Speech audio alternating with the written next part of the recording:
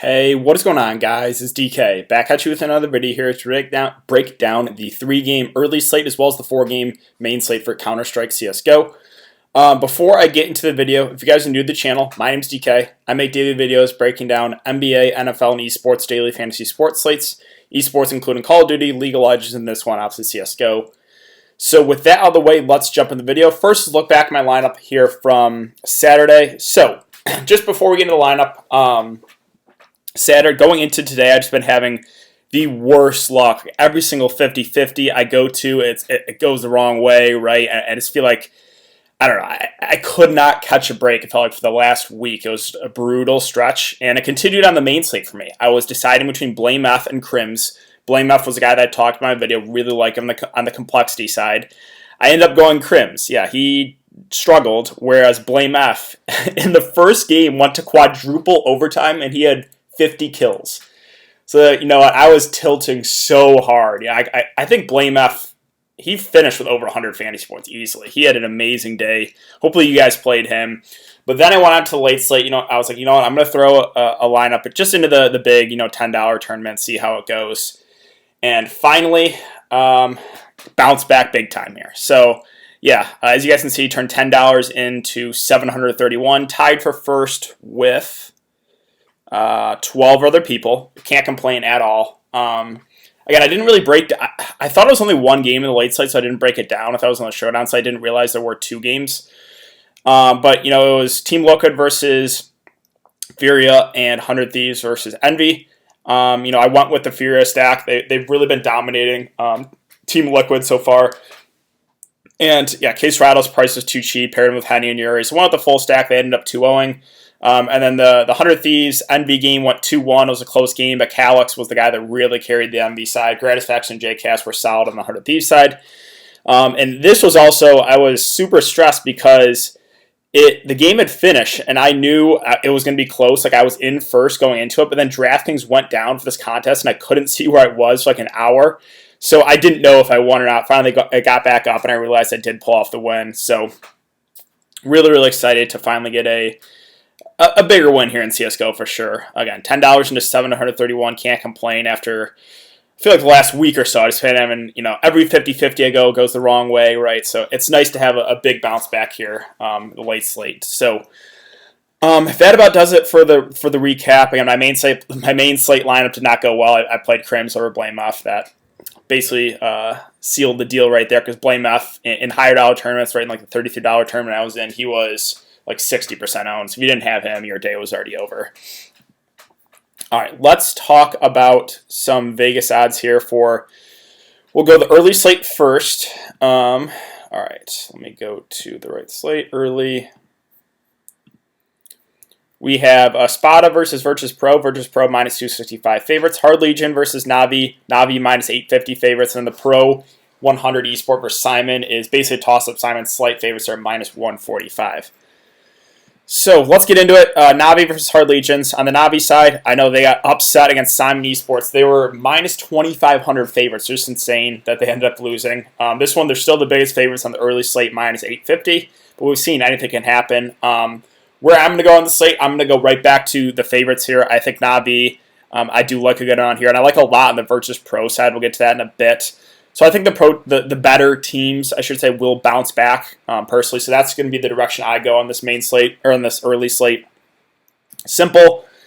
It makes it really hard to fade him when he is the next highest priced guy on the slate is 8.6K. So, I mean, I feel like it's going to be pretty easy to get him in your lineup, and he just has enormous upside. Fading Simple in a game that they should win, yeah, that's a really risky move. So Simple's probably a guy we'll be playing here, even at an elevated price point, because of, you know, everyone else's salaries being decreased. Electronic finally had a bounce back game. Now they don't have that game up for some reason on here. Oh wait, was that? Yeah, that was 5-8, I believe. Yeah, they don't have that up here. But yeah, Electronic at 7.4K. He is their number 2 guy. He finally had a decent game. I think he got 65 even in that loss. So he's a guy that I think intrigues me here at this price point. And the 3 value plays with Boomage, Perfecto, and Flame, I think are all in play. You know, if you want to get Simple in your lineup, which I think you should, you're going to have to probably take a shot on 1, maybe 2 of these cheaper guys. With Boomage, Perfecto, Flamey, I would probably rank them Boomage, Flamey, Perfecto for value. So, yeah, that's the way I'm going to be going about the slate again. I'm going to be going with the favorites. I think they do bounce back on this one.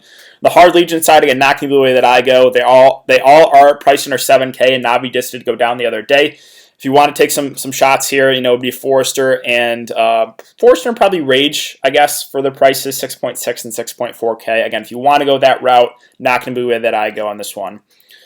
Next, we'll talk about VP and Espada, because this game is going to be, there's going to be some low on ones, but there could be some upside in that game. On the VP side, I like a lot on the VP side here. I know they lost as well the other day in an upset. They are only minus 265 favorites, but I really like them. I really like their salaries here. So James, he struggled at 8.6K against Hard Leaders, right? Only 47 fantasy points. But I love him here. I think he bounces back again in a big way. I really like James. I really like Buster and Q-Kurt too. I would prefer Q-Kurt to Buster, but it's really close for me. So yeah, I do like those three guys at the top a lot here for Virtus Pro. I'll probably get at least two of those guys in my lineup. Sanji and Adrian, again, those are kind of in the same boat as those Navi guys. Playing those value guys, you're hoping for a 2-0, because then you can get the plus 20 bonus for each of them. I think they're fine. I guess for his price, I would slightly prefer Adrian, but those three guys at the top, again, James, Buster, Q-Kurt, I do like those guys a lot here. On the Spada side, again, it's Digester if you want to get risky here. I guess it wouldn't even be super risky, but again, this guy has some big upside, right? He does carry this team. We're just looking at his fantasy points, right? 65, 74, 96, and 80. Some of those against good teams, right? Against Navi, Hard Legions is okay, right? So Digester's a guy that does have huge upside, and if they can pull off this upside, you could see a big game from him. So he's someone that does intrigue me if you want to go that route instead of the Virtus Pro route. The other options on this team, again, Dima, I guess for that price is not bad. 5.2K is really, really cheap. He's had 63 and 55 fantasy points in back-to-back games, so that's not bad for that price point. I think he is okay if you want to pair him with Digester there. And then lastly, the Simon versus Pro game. Again, this is a game where I think it could go either way. We can take a look at some of the stats here really quick. So on the Simon side, the guy with the highest rating 2.0 is, I don't even know how to pronounce that guy's name. Norbridge? I don't even know. He's got a lot of numbers in there. Him and Kiaz and Mao are all above 1. So those are probably the three guys to look to there. I think they are the three highest priced guys. Yes, they are. So yeah, like I said, if you want to go that direction, I think these guys are risky. Again, I prefer just getting some Navi exposure and some VP exposure, but that's just me. If you want to take a shot in this game, again, I think it could go either way. Those would be the three guys to look to. I don't think I would consider those value options. And the Pro 100 side, it's going to be Yakander and Nickelback for me. Again, if we look at their stats, Yakander has the highest rating 2.0 on his team by far, 0.75 kills per round, 0.69 deaths per round. And then Nickelback is the next highest at 1.07. So those would be the two guys we consider probably on the pro side, Yakander and Nickelback. Again, I think these guys are going to be low on because it could go either way.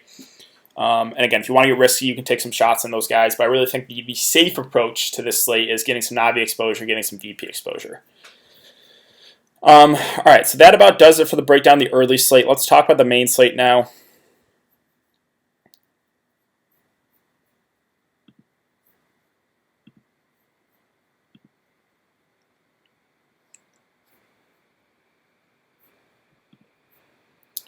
All right, so 4 games in the main slate. Copenhagen Flames versus Mouse Esports. Mouse Esports minus 300 favorites. FaZe Clan versus Contact. FaZe Clan minus 800 favorites. G2 versus North. G2 minus 1,000 favorites. They're the biggest favorites of the day. And then Godsend versus Movistar Riders. Godsend slight favorites are minus 185. So let's talk about Mouse Esports and Copenhagen Flames. So Mouse Esports, they've really been letting me down recently. I feel like time after I just have not gotten ROPS right in a long time. I told you guys I'm going to continue to play him. I'm most likely going to play him again in this slate. I just feel like a bounce back is coming soon for him. He's such a good player that he's just been really struggling recently. I think, the salary didn't really drop a lot, but mean, I'm probably going to go right back to the wall. I think a big game is coming from him soon, hopefully. Again, he's let me down so much recently. Him and Frozen are the two that carry this team, but Woxick is a guy with the AWP that's flashed a lot of upside, made a lot of good plays that last series.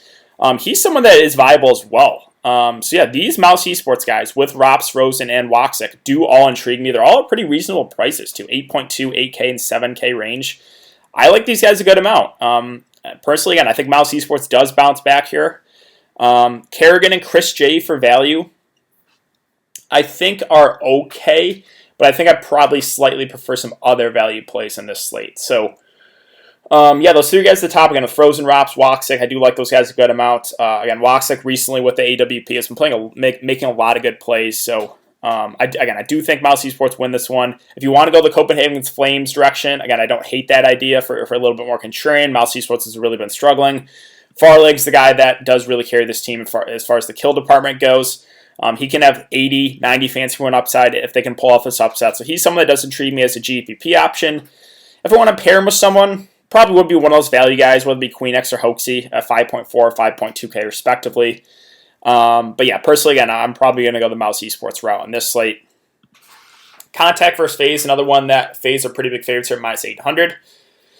On the Contact side, it's Esperanto there at 7.4K. That does pique my interest as, again, more contrarian option, kind of like this Copenhagen Flames guy. Am I going to go this route? Probably not. I like the favorites more in this slate. But he is someone, if you want to get contrarian, he does have the most upside in this team. Pairing him with someone who probably would be Ships for me at 5.6K. I just like that price. I think he's been decent besides that North game, right? So I think he's someone, if you want to get risky and pair him with Esperanto, that's the way I would go. On the FaZe side, so there's a lot to like here. Again, they're pretty big favorites. They should win this one.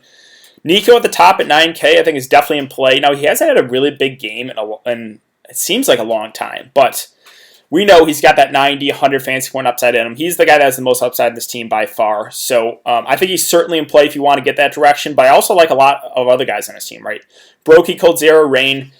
They are priced pretty similar. I think I would rank them Brokey, then Cold, then Rain, actually.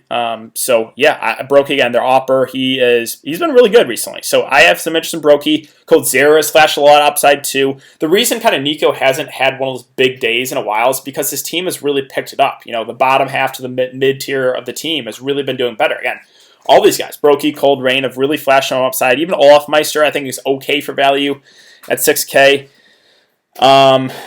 Yeah, 50 fancy points the last 4 games. That's fine at that price point. Again, you're kind of hoping for the 2-0 there. But all in all, faces of the team I do like a lot in this slate. I think those mid-tier guys, Brokey, Cold, Rain, I do like this guy's a good amount. If you want to get to Nico, I think he's fine as well. I think a big game is coming from him soon. Movistar Riders versus Godsent. This is a game that you're going to get some low-owned guys in because it's almost a toss-up. Again, for safety, if you're just making one lineup, I don't know if I would go there personally. I'm probably going to avoid this game just because I don't have a great feel on which way it's going to go.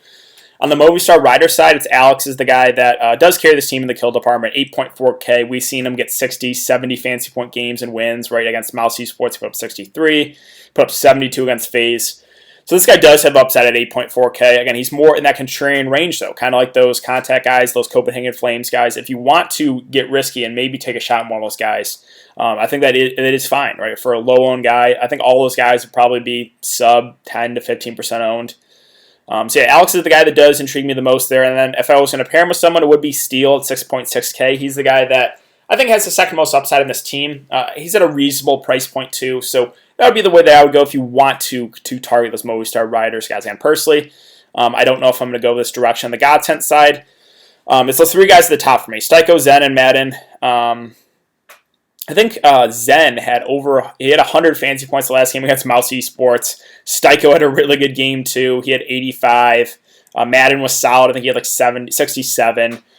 So those 3 guys at all under 8K. Again, there's going to be some upside in this game. It's just guessing or getting on the right side. Again, it's a little bit more tricky. So I don't know if I would go this game for cash games, but for GPPs, I think this game will be low owned. There is some upside here again with those guys at the top for Godsent, Styko, Zen, Madden. On the Movistar Rider side, it's probably Alex, and then maybe Steele if you want to go that way.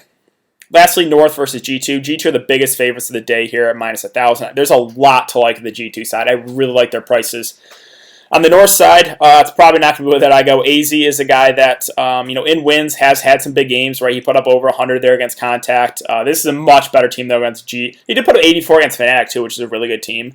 That is good to see, but I just like he's priced about the same as Hunter, Nexa, and Kenny S. For a single lineup guy like me, for a cash game guy, if you're going for cash games, I just don't think I can do it, right? So just contrarian option for GPPs. Cager B, I believe he could be out again. He missed the last game due to sickness. Hopefully he's okay. They brought in Jumpy, actually their coach, to play. I think he had a decent day. But, all in all, again, this team will probably be a team I will be avoiding. So just see what will happen here, if Cager B will be able to play or not. And then lastly, the G2 side. I love the price tags here for these G2 guys, especially Hunter. I'm going right back to the well here at 7.4K. Now, they don't have the most recent game up there, but he had a really, really good day. Again, that price tag is way too cheap. Kenny S, their Opper, has been absolutely on fire recently. I think you have to have interest in him as well, and Nexa at 7.2K. That's a really, really cheap price tag. I know he's been a little bit struggling, but he has upside as well. I love those three G2 guys. Love them. I think you can play all three of these guys definitely in the same lineup if you want to. I think Jax is fine too at 6.6K, but he's getting to the point where he's close to Nexa, Hunter, Kenny S. I just prefer that tier of guys to him, so I really, really, really like these G2 guys today, Kenny S, Hunter, Next. I think that is my preferred way to go. I'll probably be playing at least two of those guys, maybe even all three. Again, I like the Mouse Esports guys as well, and then the FaZe guys, there's a good amount to like too. So that's going to be the direction I go. If upsets happen again, then it's probably going to be a loss for me, but I just really like the favorites today. I like the Mouse Esports guys. Their price tags are very doable. The FaZe guys, again, they've been balanced. All those guys in the mid-tier range are very much viable. On the G2 side, they're just way too cheap, in my opinion. So really like these G2 guys. Hoping we don't get any huge upsets in the slate, because I'm going with the favorites on this one. If we're talking about captains, again, it's going to be either the Mouse Esports guys, the FaZe guys, or the G2 guys for me. It probably will be the G2 guys just because their price tag is the most appealing, but that's going to be the way that I go on this one. This Movistar Riders vs. Godsent game, again, this is going to be a low-owned game. If you want to get risky and take some shots, again, it would be like a guy like Alex or those three guys at the top for Godsent, right? Psycho, Zen, Mad. I think those guys are intriguing. The other teams right north, Contact, Copenhagen Flames, sure, again, we've seen a lot of upsets recently. If you want to get risky and go for some shots there, it would be AZ on the north side. It would be Esperanto on the Contact side. It's those highest price guys, and Farleg on the Copenhagen Flames the Copenhagen Flames side. I think that's going to do it for today's Dirty Guys. So if you have been enjoying the content so far, we'd really appreciate it if you could hit that like button, subscribe if you haven't already. We're closing in on 3.2 thousand subscribers now. Also, guys, it's important to follow me on Twitter. That will be in the description below. As far as Call of Duty for a video, we only have a 2-game slate, so I don't think I'm going to make a video for that one. Thanks again for everyone to come and check the video. I hope you guys are all doing well, staying safe, staying healthy, and I'll be back for another video. I think Monday's an off day for Counter-Strike, so if there's no games Monday, I'll be back for another video on Tuesday. So, I will see you guys then.